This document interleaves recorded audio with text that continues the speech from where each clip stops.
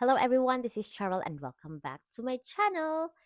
Today I have an amazing book haul that I wanted to share with you because our local Waterstones, which is Middlesbrough, recently had a clearance sale and I managed to pick up a few great books. There were some amazing bargains and these are the books that I've got.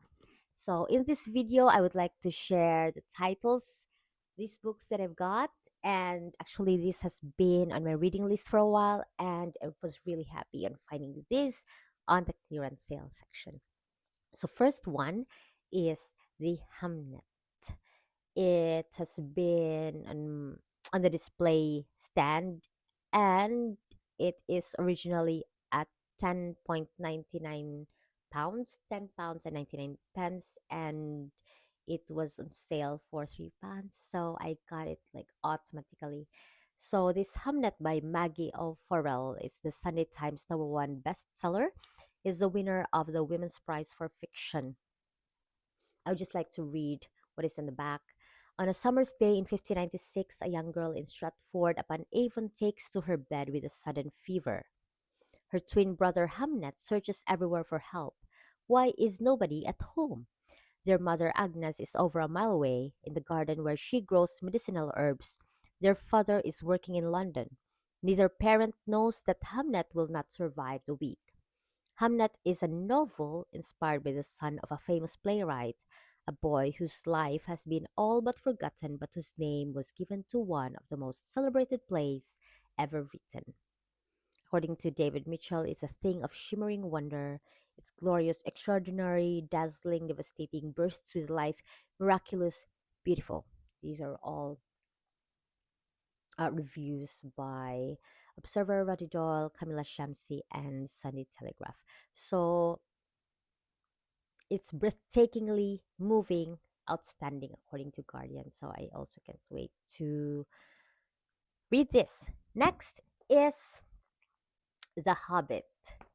It's The Hobbit by Tolkien, and it's originally priced at £8 99 pence, and I got it for again £3. And when I found it on the shelf, I got it in my hands. So I've gotta read it. I think it's just a classic. It's been published in 1937. This is the story of how a Baggins had an adventure and found himself doing and saying things altogether unexpected. Bilbo Baggins is a hobbit who enjoys a comfortable and ambitious life, rarely traveling further than the pantry of his hobbit hole in Bag End. But his contentment is disturbed when the wizard Gandalf and a company of 13 dwarves arrive on his doorstep one day to whisk him away on a journey there and back again. They have a plot to raid the treasure hoard of Smaug the Magnificent, a large and very dangerous dragon. The prelude to The Lord of the Rings, The Hobbit, has sold many millions of copies since its publication in 1937, establishing itself as one of the most beloved and influential books of the 20th century.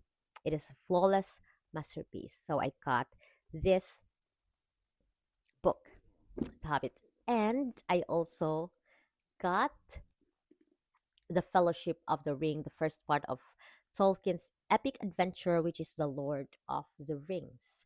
In a sleepy village in the Shire, a young hobbit is entrusted with an immense task. He must make a perilous journey across Middle Earth to the cracks of doom, there to destroy the ruling ring of power, the only thing that prevents the Dark Lord's evil dominion. Thus begins Tolkien's classic tale, which continues in The Two Towers and The Return of the King. Masterpiece? Oh, yes, I have no doubt about that.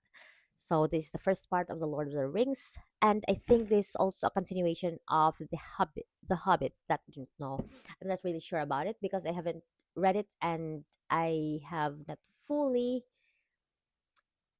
watched these series. Is it a series? I think so. The movie and the series as well. Next, on the next book that I picked is the Dune. I think this is a sci-fi. Dune by Frank. Yet Frank Herbert.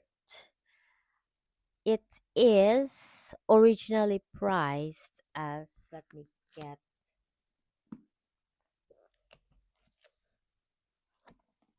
Its original price is £10 99, and again this no, it's priced as £5, so it's not a bad deal. Winner of the Hugo Award, winner of the Nebula Award, now a major motion picture. So it is a movie, but I haven't watched the movie. Before the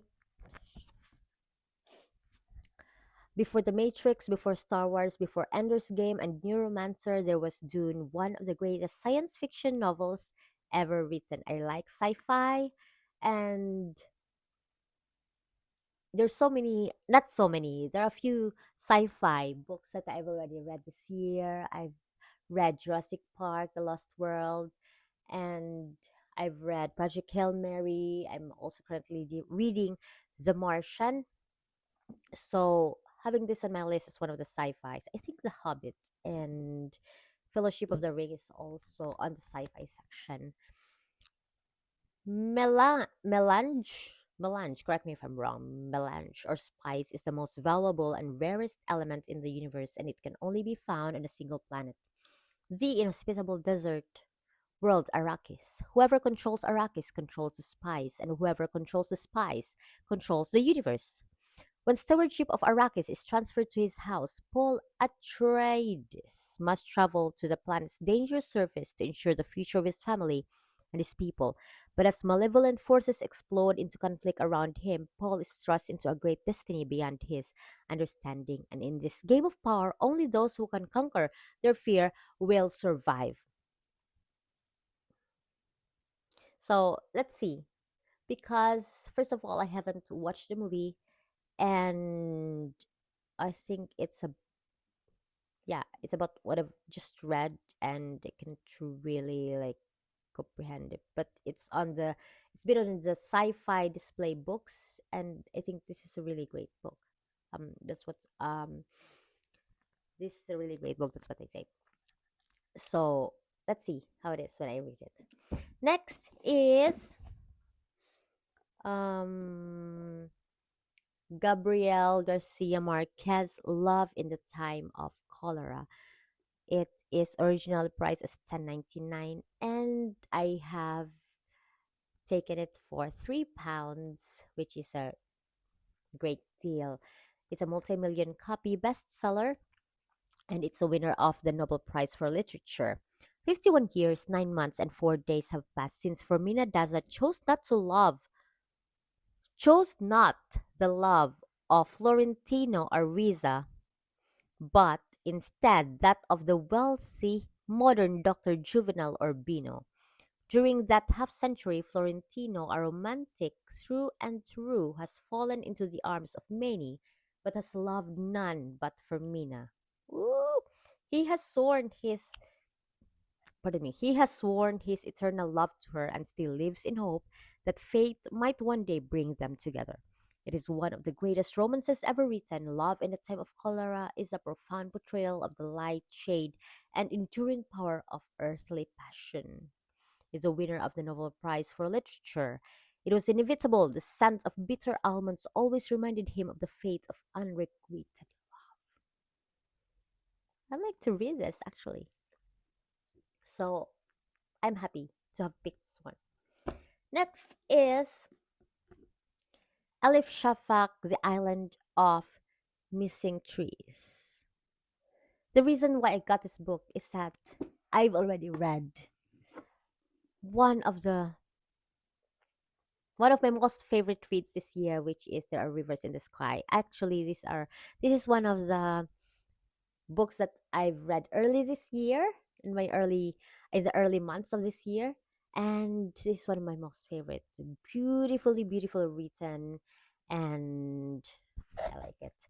So when I read Elif Shafak, and I also got this with the same author, The Island of the Missing Trees. When I found this, I automatically got this book, and it's only for £3, and the original price is around at the same range, which is about like 8 to 10 pounds. In 1974, two teenagers from opposite sides of a divided Cyprus meet at a tavern in the city they both call home. The tavern is the only place that Costas, who is Greek, and Daphne, who is Turkish, can meet in secret. Hidden beneath the leaves of a fig tree growing through the roof of the tavern, this tree will witness their hushed, happy meetings and will be there when the war breaks out and the teenagers vanish. Decades later in North London, 16-year-old Ada has never visited the island where her parents were born. She seeks to untangle years of her family's silence, but the only connection she has to the land of her ancestors is a fig tree growing in the back garden of their home. It is a wise novel of love and grief, roots and branches, displacement and home, faith and belief. The Island of Missing Trees is a balm for our bruised times, according to David Mitchell.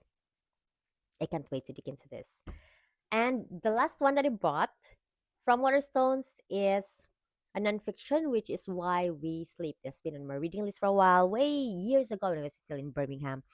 And because I also wanted to, I haven't had a really good sleep. And there are times that it was intentional that I would not sleep early. So I think this will help. I know that sleep matters. Sleep is very essential, but I also want to read this book. It's a neuroscientist shows how a good night's shut eye can make us cleverer, more attractive, slimmer, happier, healthier, and ward off cancer. It's probably a little too soon to tell you that it saved my life, but it's been an eye opener. It's Matthew Walker's Why We Sleep, The New Science of Sleep and Dreams. It's an international bestseller also. It's startling, vital, alive wrapped. So I'm gonna get this a read too, of course, because I have bought it. So these are the books that I read, the books that I've read, the books that I bought, and somehow, someday, maybe in the next months, maybe in the next weeks, I will read, maybe in the next years that we do not know, I will read all of them eventually. So, again, thank you for watching and see you in the next video. If you like this video, please like and subscribe because I only have a few subscribers. But to those who have subscribed already, thank you so much and hope you all have a nice day. Bye.